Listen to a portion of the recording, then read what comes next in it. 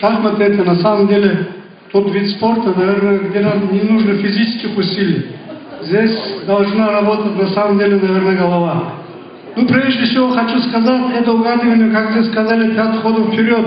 И не только это воспитывает человека, это терпение, это, наверное, все великие люди, наверное, играют в шахматы, я так думаю. В любом случае, я хочу сказать, это такой вид спорта, который развивает всесторонне человека.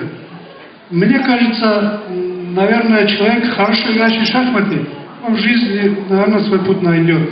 Поэтому я хочу в этой номинации наградить сегодня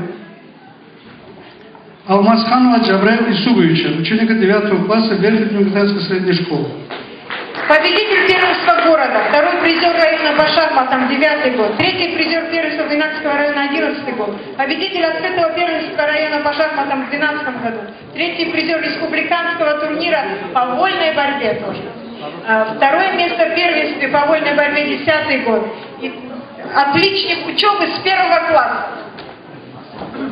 Объявляется благодарность Алиеву Резвану Салаутиновичу, тренеру-преподавателю по шахматам Верхнеугорской детской спортивной школы. Дякую.